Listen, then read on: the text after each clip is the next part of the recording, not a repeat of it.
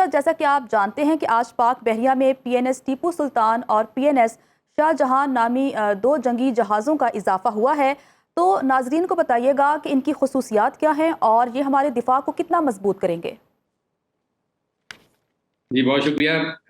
بسم اللہ الرحمن الرحیم. یہ بہت اہم ایک انڈکشن ہوئی ہے پاکستان نیوی میں. اس ٹائپ کے جو 2 جہاز پہلے پچھلے سال انڈکٹ ہوئے تھے اور 2 یہ ہے اس دفعہ ابھی انڈکٹ ہوئے ہیں آج. ان کی یہ سب مطلب موسٹ ماڈرن اس کو کہہ سکتے ہیں. ان کی جو ٹیکنالوجی اس میں یوز ہوئی ہے، اس میں جو اسٹیل ٹیکنالوجی ہے، اس کے اندر جو سینسرز لگے ہوئے ہیں، اس میں جو ویپنز لگے ہوئے ہیں، وہ بالکل اسٹیٹ آف دی آرٹ ہیں. اور یہ اس میں آپ اگر دیکھیں تو کئی جگہ پہ یہ چیز آ رہی ہے آپ کے میڈیا میں بھی، اور آپ اس پہ دیکھیں تو کہ یہ ایک گیم چینجر اس کو کہا جا سکتا ہے. کہ چائنا جو جہاز خود چلا رہا تھا، وہی جہاز اس نے جو ہے وہ چائنا کے پاس ابھی بھی ہیں، یہ 30-32 کے قریب وہ آلریڈی ہیں اور فردر بھی انڈکٹ کر رہا ہے. اور اسی کو تھوڑا سا اڈاپٹ کر کے اور ہمارے انوائرمنٹ کے حساب سے، ہمارے تھریٹ انوائرمنٹ کے حساب سے چائنا نے یہ پاکستان کو دیے ہیں، ابھی تک اور کسی کو نہیں دیے ہیں.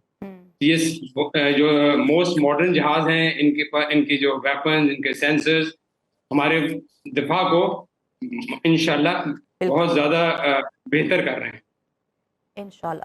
سر اگر ہم بھارت کی بات کریں جو کہ ہمارا روایتی حریف ہے، وہ بھی اپنے بحریہ کو مضبوط بنانے کی تمام تر کوششیں کر رہا ہے، تو بتائیے گا کہ ان جہازوں کی شمولیت کے بعد ہم بھارت کے مقابلے میں کتنے مضبوط ہوئے ہیں؟ دیکھیں اب ایسے ڈائریکٹ اس کا جو کمپیریزن اس طرح سے تو نہیں ہو سکتا، کیونکہ بھارت کے پاس تو اب ہم سے کچھ کم از کم بھی 3 سے 4 گنا زیادہ بڑی نیوی ہے. لیکن اگر آپ دیکھیں تو ہماری جو کوسٹ لائن ہے تقریباً 1000 کلومیٹر سے تھوڑی زیادہ ہے، اور بھارت کی جو ہے وہ کچھ 7500 کلومیٹر کی کوسٹ لائن ہے. تو وہ اس نے تو پورے اس کو جو ہے وہ کور کرنا ہے.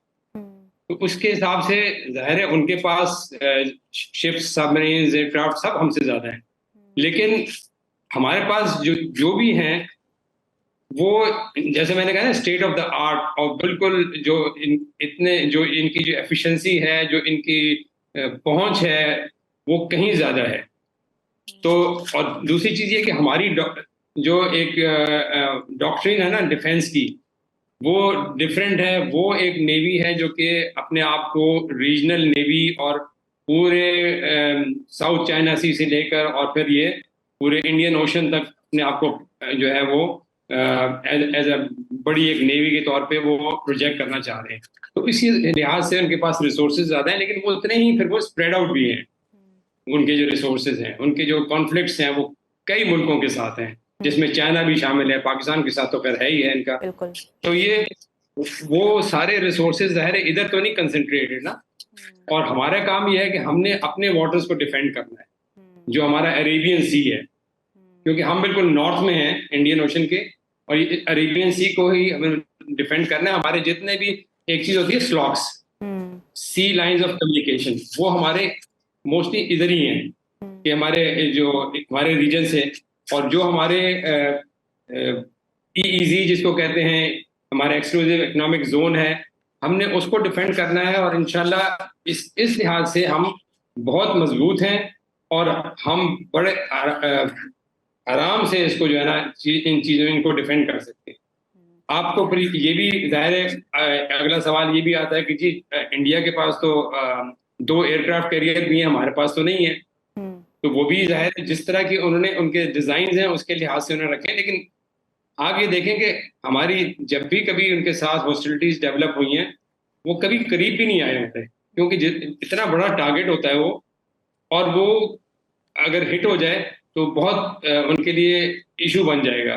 تو وہ ہمیشہ اس کو دور ہی رکھتے ہیں. اس کا ایسا کوئی فائدہ نہیں ہے کہ ہمارے کہیں قریب آ کے اور ہمیں وہ تھریٹ کر سکیں، بلکہ وہ تو ایسا ٹارگیٹ ہوتا ہے کہ ان کو پورا ایک فلیٹ اس کے لیے ڈپلوائے کرنا پڑتا ہے اس کو اس کی حفاظت کرنے کے لیے. وہ مور آف اے لائبلٹی. بالکل.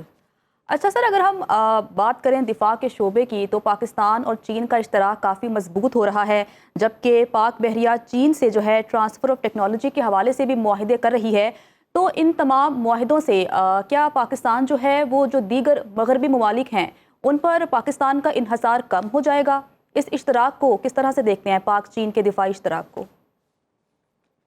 دیکھیں، یہ پہلی تو چیز یہ کہ ایک پولیٹیکل ایشو ہے کہ western countries, U S A, یہ ہمیں کس طرح سے دیکھتے ہیں اور کیسے ٹریٹ کرتے ہیں.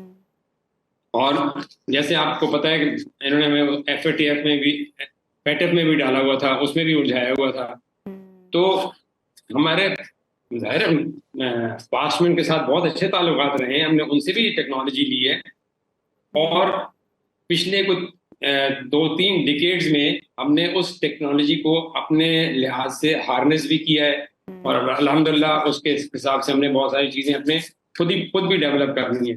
لیکن ظاہر ہے کنٹینیوڈ ایک ریلائبل ہمیں جو چیز مل رہی ہے وہ ہمیں چائنا سے ملتی ہے، اور وہ اس کے بھی ڈفرینٹ ریزنز ہیں. چائنا سے ہماری ایک بہت ہی مضبوط ایک رشتہ ہے، ایک دوستی ہے، اور ہم اس پہ ریلائی بھی کر سکتے ہیں. لیکن باقی جو ہیں ان پہ کبھی اتنی ریلائبلٹی رہی نہیں ہے.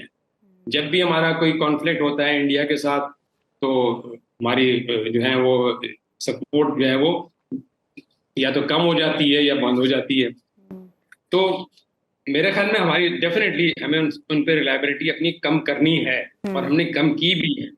اور جو ہم نے 3-4 ڈیکیڈز میں چیزیں جو ہیں جن کو ہم نے ڈیولپ کیا، ماشاءاللہ سے اب وہ میچورٹی پہ بھی آ گئی ہیں کافی چیزیں.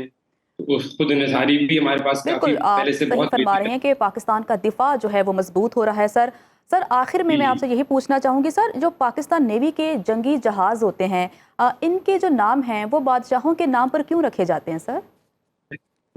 دیکھیں، یہ ایک سائیکی ہے. اچھا. ہم لوگ اور ظاہر وہ بادشاہ سارے وہ مسلمان تھے نا، تو یہ ایک ہر وقت ذہن میں یہ رہتا تھا. میرے خیال میں جو ہمارے بزرگ بھی تھے، جب یہ انڈیا اور پاکستان ایک سب کانٹیننٹ تھا، اکٹھے بھی تھے، تب بھی ہم یہ سمجھتے ہیں کہ جو مسلمان بادشاہ تھے اس کی وجہ سے ایک اسلام کو ایک اچھا مقام ملتا ہے اس پورے ایریا میں، اور ہماری ان کے ساتھ زیادہ ایک ایفیلیشن رہی ہے.